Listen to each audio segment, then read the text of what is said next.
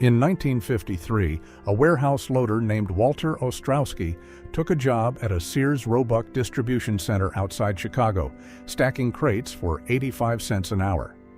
Nobody in his neighborhood thought much of it. It was a paycheck, not a plan. On his first day, a supervisor slid a form across a metal desk and told him he could sign up for something called the Profit Sharing Fund if he wanted. A small slice of every check, redirected before he ever touched it, used to buy shares of the company he worked for. Walter signed without reading past the first paragraph.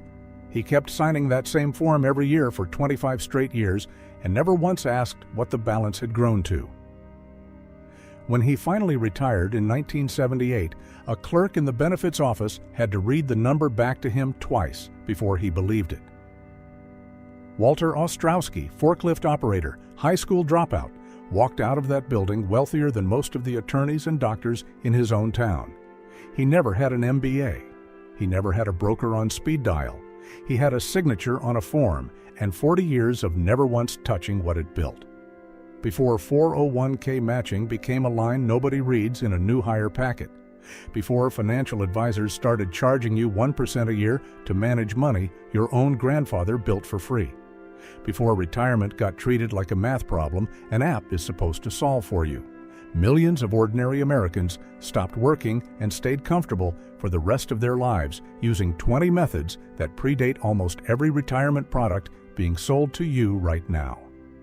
Number 11, quietly built entire small-town railroad communities, and almost nobody living in those towns today remembers it was a retirement plan. Number 6, worked so well for regular employees that regulators eventually stepped in and restricted it.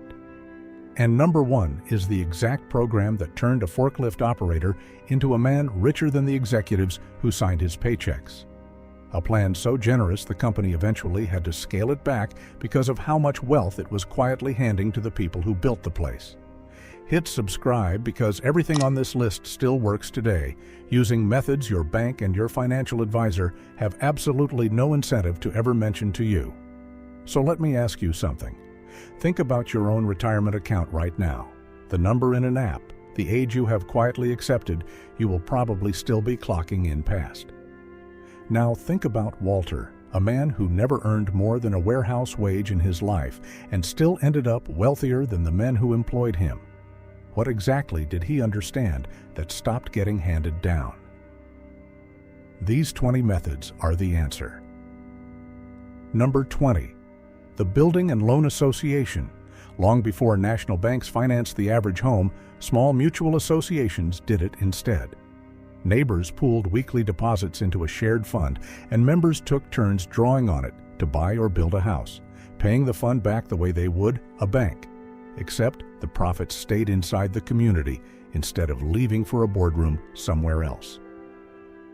A working family joining one of these associations in the 1930s could realistically own their home outright in 15 to 20 years, decades before the 30-year mortgage became the industry default.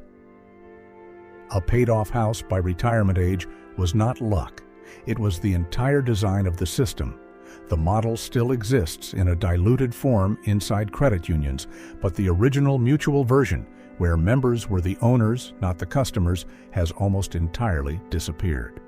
Number 19. The Fraternal Order Annuity. Groups like the Woodmen of the World, the Odd Fellows, and the Elks did not start as social clubs.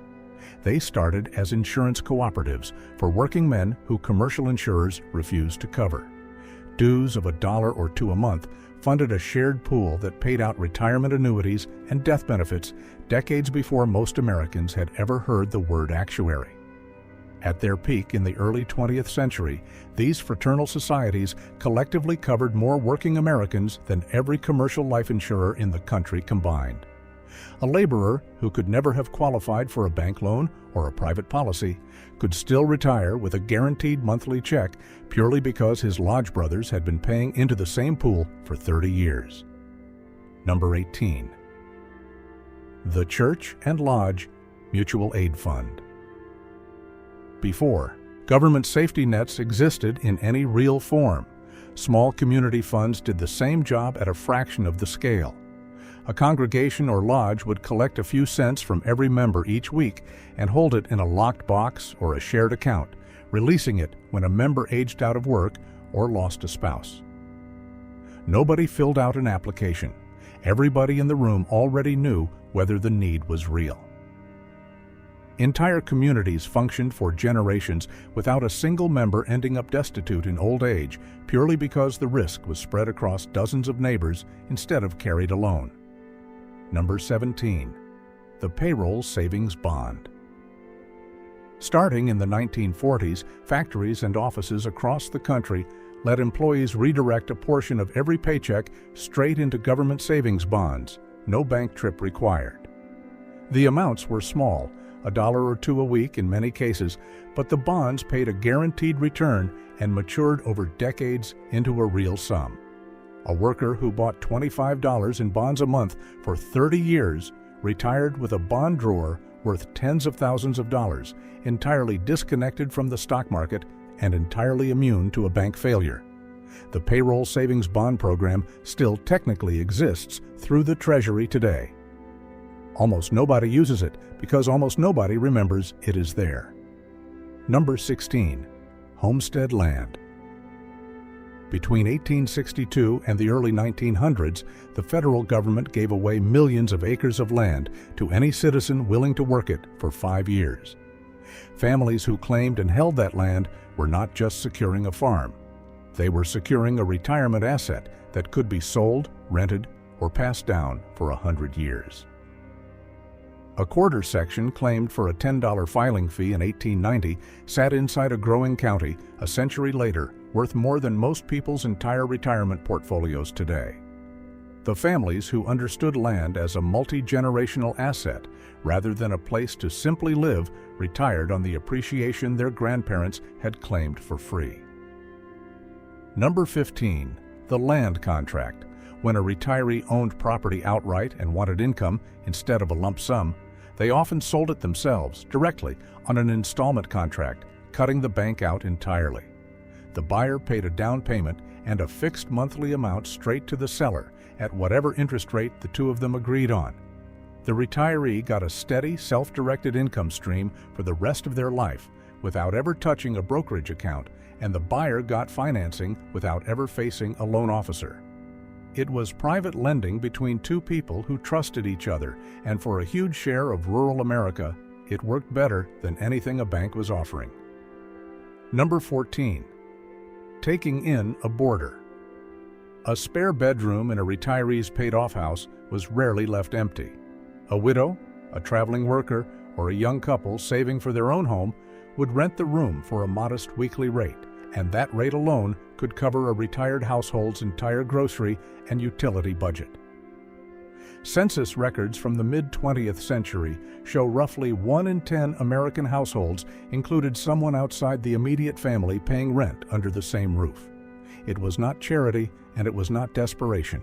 It was a retired homeowner turning unused square footage into a reliable second income, decades before anyone needed a website to arrange it. Number 13. The multi-generational household.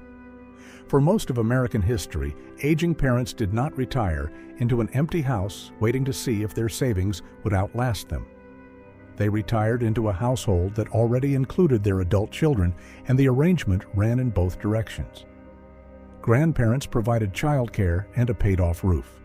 Adult children provided income and physical care.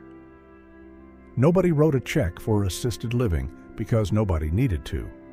The entire cost structure of modern retirement, the nursing homes, the memory care facilities, the hourly aides, barely existed as a personal expense for most families because the family itself was the retirement plan. Number 12. The farm drawdown. A farmer did not typically retire with a lump sum sitting in an account.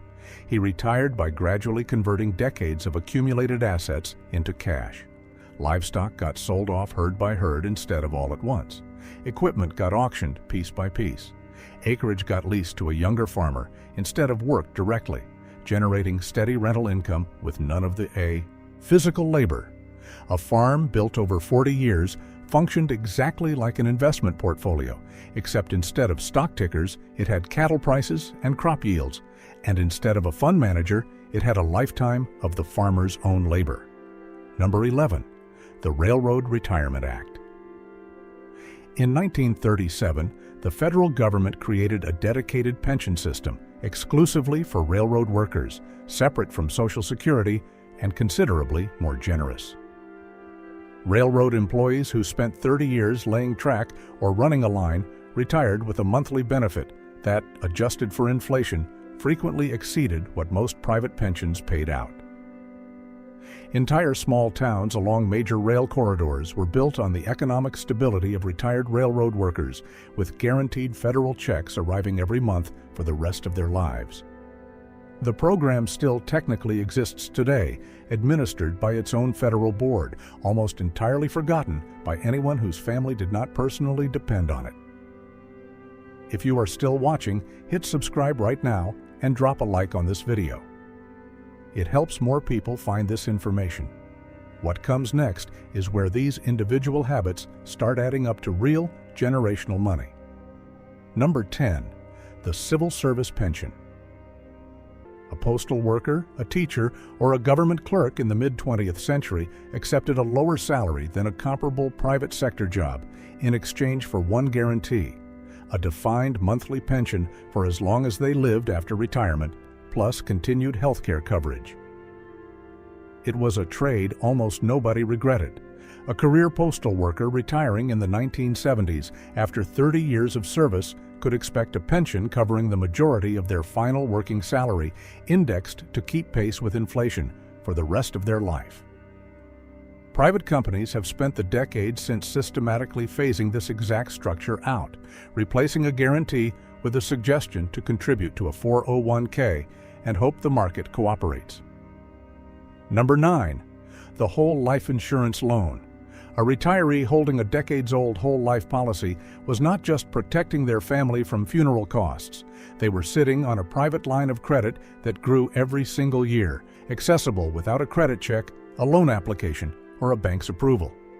When a major expense hit in retirement, a roof, a medical bill, a grandchild's tuition, the policyholder could simply borrow against the accumulated cash value at a fixed rate, often lower than anything a bank would offer, and repay it on their own schedule or never repay it at all.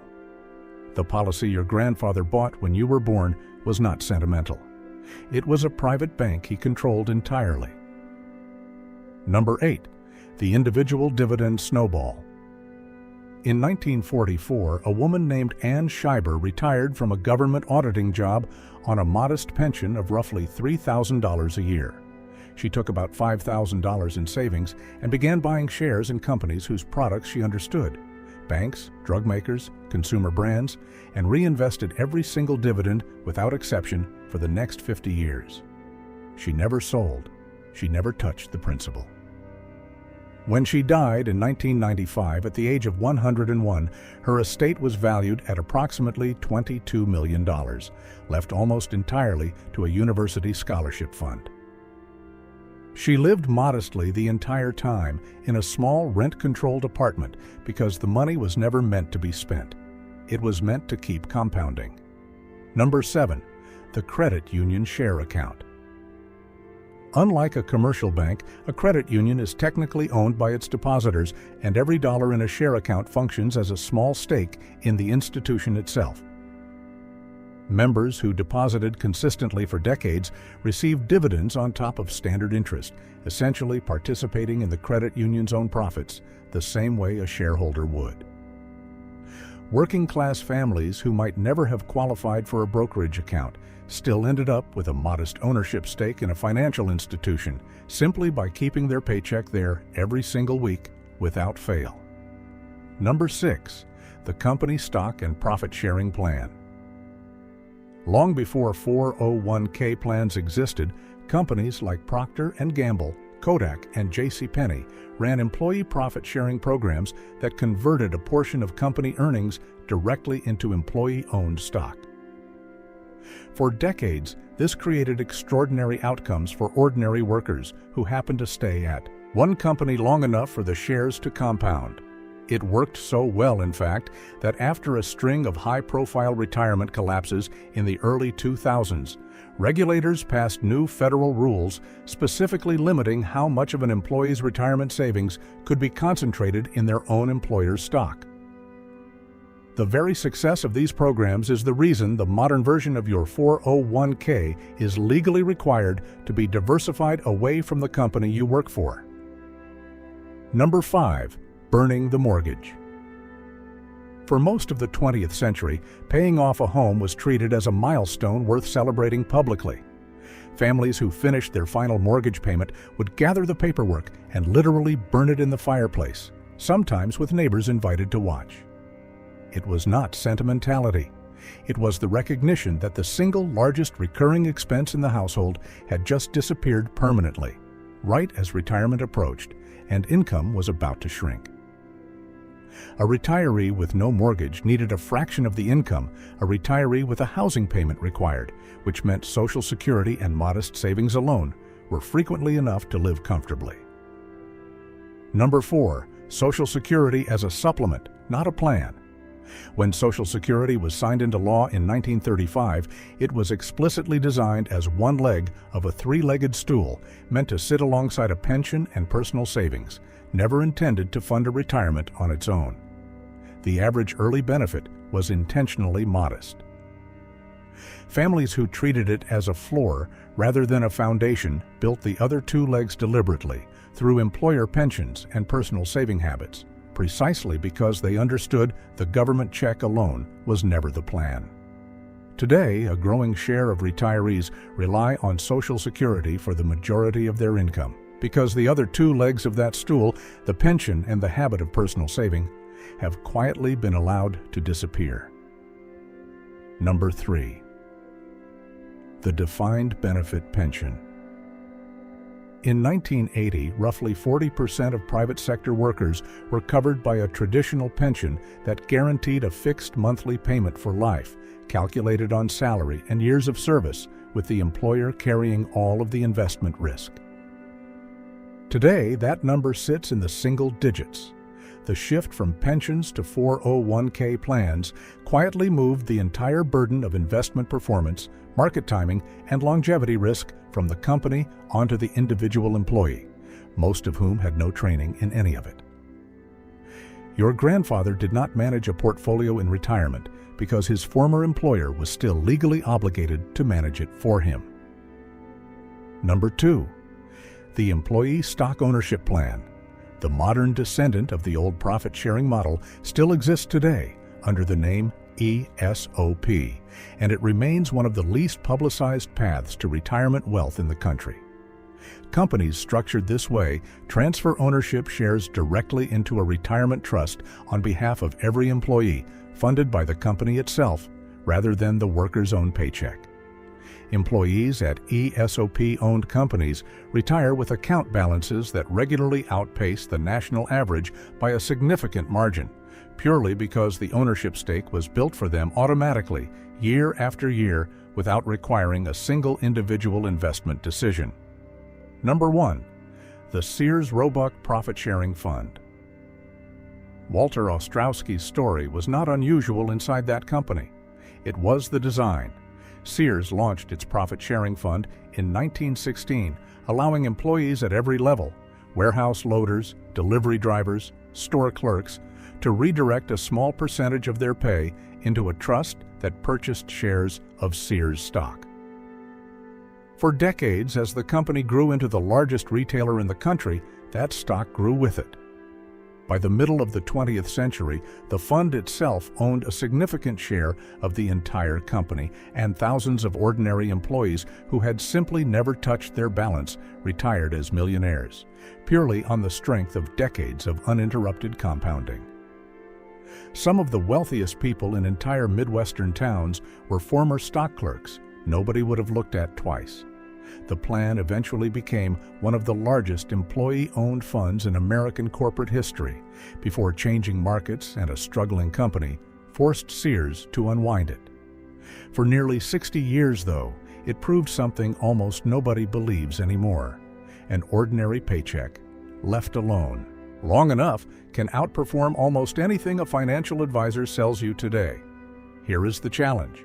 Pick one of these 20 methods: the mortgage payoff, the dividend snowball, the credit union account, the border income, and actually set it up this month. Not someday, this month.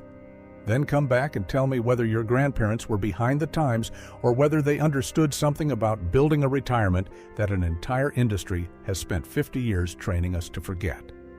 Drop a comment with the one you are starting and tell me if a Walter or an Ann Scheiber exists somewhere in your own family history, because these were never just old habits. They were the actual architecture of American retirement, built before Wall Street convinced an entire country that it needed to be complicated. Subscribe if you haven't already, like this video, and I'll see you in the next one.